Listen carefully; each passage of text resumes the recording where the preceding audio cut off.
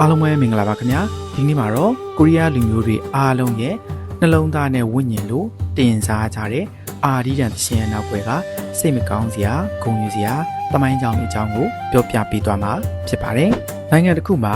အမျိုးသားသရှင် National Anthem ဆိုတာရှိစမြဲပါ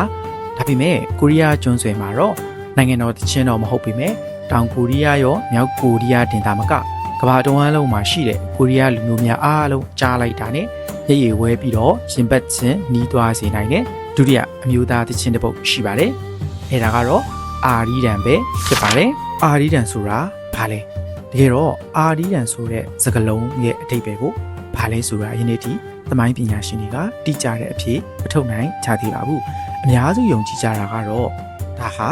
အာဒီဒန်တောင်ကြားလန်းလို့ခေါ်တဲ့စိတ်ကူးရင်တောင်ကြားလန်းအမှမဟုတ်တကယ်တောင်ကြားလန်းတစ်ခုကိုဆိုလိုတာပါရှေ့ခေတ်ကိုရီးယားလူမျိုးတွေဟာချစ်ရတဲ့သူနဲ့ခွဲခွာရတဲ့အခါဒါမှမဟုတ်အိမ်နဲ့ဝေးရကိုထွက်ခွာသွားရတဲ့အခါအဲ့ဒီတောင်ကြားလန်းကိုဖျက်ကျော်ရင်ဒီသချင်းကိုညီးဆိုခဲ့ကြပါတယ်သချင်းစာသားထဲမှာအာဒီဒန်တောင်ကြားလန်းကိုငါချစ်သူဖျက်ကျော်သွားပြီးငါ့ကိုထားခဲ့တဲ့ငါချစ်သူ10မိုင်တောင်မရောက်ခင်ခြေထောက်တွေနာကျင်ပါစီဆိုပြီးဝမ်းနည်းမှုနဲ့အညိုတေးလေးတွေကိုရောပြုံးပြီးတော့ရင်ဖွင့်ထားတာကိုတွေ့ရပါတယ်စိတ်ဝင်စားစရာကောင်းတာကအာဒီဒန်ဟာတစ်မျိုးတည်းရှိတာတော့မဟုတ်ပါဘူးကိုရီးယားကျွန်းဆွယ်ရဲ့ဒေတာအသီးသီးမှာကိုပိုင်စာသားကိုပိုင်လေယူလေသိန်းတွေနဲ့တည်ဆိုကြတဲ့ဘာရှင်ပေါင်း60ကျော်တချင်အပုတ်ရေးစုစုပေါင်း3600ကျော်ရှိပါတယ်အဲ့ဒီတဲကမှာဂမ်ဝွန်ပြည်နယ်ရဲ့အလွန်အေးချမ်းတဲ့ဂျုံစုံအာဒီဒန်ဂျင်တိုကျွန်းရဲ့ရင်ပတ်ထဲကလာတဲ့ဂျင်တိုအာဒီဒန်နဲ့အလွန်မြူးကြွတက်ကြွတဲ့မီးဒန်အာဒီဒန်တို့ကအကျော်ကြားဆုံးပါဒီလိုမျိုး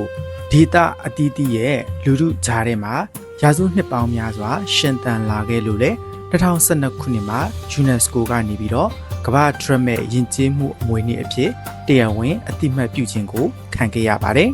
။တကယ်တော့အာဒီဒန်ဟာရိုးရိုးအချစ်တခြင်းတက်တက်ကြီးပဲတော့မဟုတ်ပါဘူး။ကိုရီးယားလူမျိုးတွေရဲ့သမိုင်းတစ်လျှောက်ခါးသီးတဲ့ဒုက္ခတွေကိုရှင်ဖွင့်ခဲ့တဲ့တခြင်းပါ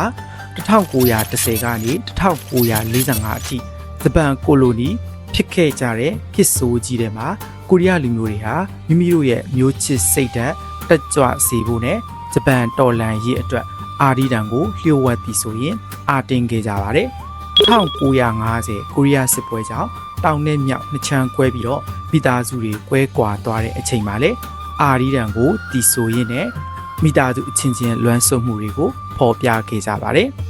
ကိုရီးယားစကားလုံးမှာဟန်ဆိုတာရှိပါတယ်အဓိပ္ပာယ်ကတော့နှစ်ရှည်လများစွာဂျင်ထဲမှာအမြင့်တွယ်နေတဲ့နာကျင်မှုနဲ့ဝမ်းနည်းမှုဆိုတဲ့အဓိပ္ပာယ်ပဲဖြစ်ပါတယ်။ကိုရီးယားလူမျိုးတွေဟာသူတို့ရဲ့ဟန်ကိုအာဒီဒန်သရှင်နဲ့ဖြေဖြောက်ကြပြီးတော့ဘဝကိုအကောင်းမြင်စိတ်နဲ့ကြော်ဖြတ်ခဲ့ကြတာဖြစ်ပါတယ်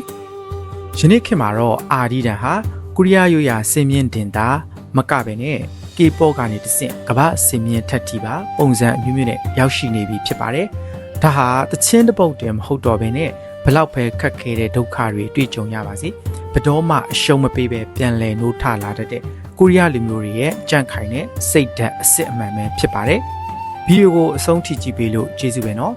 နောက်ထပ်လည်းကိုရီးယားရဲ့စိတ်ဝင်စားစရာကောင်းတဲ့သမိုင်းနဲ့ယဉ်ကျေးမှုအကြောင်းတွေကိုဆက်လက်ပြီးတော့ဖော်ပြပေးသွားအောင်မှာဖြစ်လို့ like and subscribe လေးလုပ်ထားဖို့မမေ့ကြနဲ့ဦးနော်